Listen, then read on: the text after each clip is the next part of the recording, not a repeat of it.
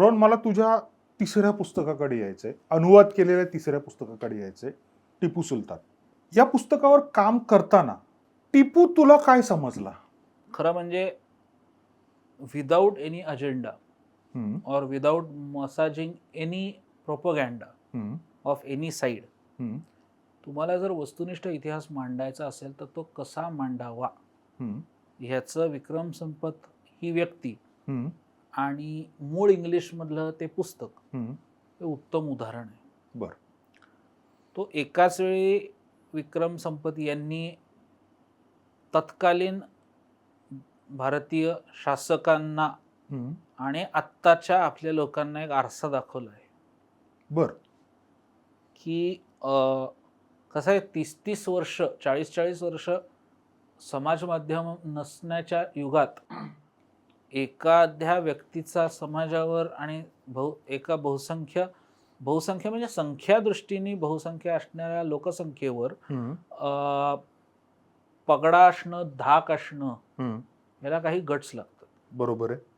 आज समाज माध्यम म्हणून आपण 5 कोटी लोकांपर्यंत असे जाऊ शकतो. हो. त्यांनी त्याच्या बापाने 40 वर्ष राज्य केले, ते उगाच नाही केलं. बरं, तुम्हाला काही क्वालिटीज होत्या म्हणूनच ते करू शकले ना. काही क्वालिटीज होत्या आणि इक्विव्हॅलेंटली ज्यांच्यावर राज्य केलं ते तेवढेच मूर्ख होते, असे दोन्ही कारण आहेत त्याला. बरं. कसं असतं, एखादी अरिस्टोक्रॅटिक राज्य असते, म्हणजे एखादा हुकुमशाह असतो, तो एका पॉइंट पर्यंतच हुकुमशाही टिकवू शकतो. त्याच्यानंतर शेवटी समाज त्याच्यावर, कारण समाजाची एक वेगळी ताकद असते, तुम्ही काही काळ दाबू शकता समाजाला. आणि हा इतिहास आहे, मनुष्याचा इतिहास आहे की हुकुमशाही काही दिवस टिकते. हुकुमशाही टिकली आहे, मजबूत टिकली, पण त्याला सुद्धा मर्यादा आहे आणि त्या मर्यादा नंतर एक्सपोज होत जातात. बरं. ह्या पुस्तकाचा अभ्यास करत असताना अनेक गोष्टी क्लिअर झाल्या. सगळ्यात महत्वाचं म्हणजे माणूस म्हणून माणसाची जी एक वृत्ती आहे किंवा एक शासक म्हणून जी वृत्ती असते, जेव्हा तुम्ही खुनशी शासक असता तर तुमचा काळ बदलतो पण साधारण वृत्ती सेम राहते. म्हणजे रावण क्रूर शासक आहे एक प्रकारे म्हटलं तर. बर. म्हणजे त्याच्यात क्रूरता आहे रावणामध्ये. बर. सीतेचं अपहरण करणे, जटायू मारणे, वानरांची कत्तल करणे, मग ते युद्ध आणि दुसऱ्याचा नाश, बेसिकली तो मुद्दा आहे. इकडे काय आहे? बर. आणि त्याला काउंटर करताना आलेली लिमिटेशन्स. बर.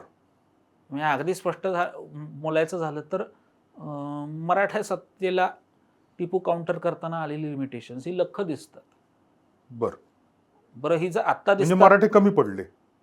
हा, एक प्रकारे याचं कारण अंतर्गत दुफळ्या हे तर आपलं दुखरी नस आहे, भारतीय म्हणजे एतद्देशीय राजवटींची दुखरी नस आहे की आम्ही आमच्यातच गुरफटून राहतो आणि लक्षात येत नाही आपल्याला. सो थोडंसं ते क्लिअर झालं. पराक्रम कोणाचाही कमी नाही बरं का. मी हेही मान्य करेन की आता हे बोलायला ठीक आहे 200-250 वर्षानंतर की त्यावेळेसच्या लोकांना अक्कल नव्हती, तर असं नाहीये, मुद्दा तो नाही. त्यांनाही कळत असतं, पण त्यावेळेसच्या काही मर्यादा असतात अनावधानाने किंवा परिस्थितीने आणलेल्या, त्याला तुम्ही काउंटर नाही करू शकत. बर. ते नंतर 30-40 वर्षांच्या 50-100 वर्षांच्या अभ्यासातनं लक्षात आलं की अच्छा इथं हे चालू होतं म्हणून हे, त्यावेळेस तिथं नाही. म्हणजे आता डॉट्स कनेक्ट करता येतात आपल्याला. आत्ताचं तेच आहे. आज आपण आत्ताची जी भूराजकीय स्थिती आहे जगात, जिओपॉलिटिकल स्थिती आहे किंवा भारताची व्हॉटेवर, 50 वर्षांनंतर अच्छा हे करू शकलो असतो, कारण त्या फ्लोमध्ये असतो. आत्ता या घडीला आपल्याला माहिती काय असतं. आपण 17 ते पुस्तक आहे ते 17व्या शतकातले. बरोबर. 17व्या शतकात पानिपत घडलेलं आहे. पण पानिपत घडत असताना तिकडं टिपू काय करतो हे त्यावेळेस समकालीन ह्याला माहिती असणंच शक्य नाहीये, कारण त्याला अर्थातच अंतर्ज्ञानी शक्ती कोणाकडेच नाहीये की आत्ता तिकडे काय चाललंय. हे आत्ता दस्तऐवजांचा अभ्यास करताना लक्षात येतं की तिकडे ते चालू असताना हा इकडे करत होता आणि नेमकं तिकडे लक्ष व्यक्त सगळं कॉन्सन्ट्रेट झाल्यामुळे इकडे मांडता नाही आलं. हे आता बोलणं सोपं आहे, ते तसंच आहे. त्यामुळे इतिहास किंवा आपण पटकन बोलून जातो की हे करता आलं असतं बरं का, हे जमलं नाहीये. अरे हे जमलं नाही हे आत्ता बोलतोस तू. त्यावेळेस त्यांना माहितीच नव्हतं ना तसं घडत होतं. बरोबर. कारण त्यावेळेसची दळणवळणाची साधनं, त्यावेळेसची म्हणजे अनेकदा बोललं जातं म्हणजे शिवाजी महाराजांनी ज्या शाहिस्तेखानाची बोटं तोडली, तो जो ऍक्च्युअल सर्जिकल स्ट्राईक जो म्हणू आपण तो केला, तर ती घटना एप्रिल मधली आहे. बर. आणि ती औरंगजेबाला कळायला 40 दिवस लागले, तो तेव्हा श्रीनगरला होता. म्हणजे त्यावेळेसच्या इतिहासामध्ये गोष्ट घडल्यानंतर वर तिथं दिल्लीच्याही पलीकडे श्रीनगरला जायला 40 दिवस लागायचे, कारण दळणवळणाची साधनं कमी होती. म्हणजे मला म्हणायचं हे आहे की बेनिफिट ऑफ हाइंडसाइट नावाचा प्रकार असतो. म्हणजे भविष्यात जाऊन तुम्ही पाठपुरावा केल्यानंतर लक्षात येतं. तर ते खूप लक्षात आलं. दुसरं लक्षात आलं की टिपू, म्हणजे मला धक्का बसला, मला ही गोष्ट माहीत नव्हती. टिपूनी एक त्याचं डेलिगेशन, एक शिष्टमंडळ हे फ्रान्सला पाठवलं होतं. बर. आणि त्याला फ्रान्समध्ये स्वतःचा म्हैसूरचा दूतावास उघडायचा होता. बर.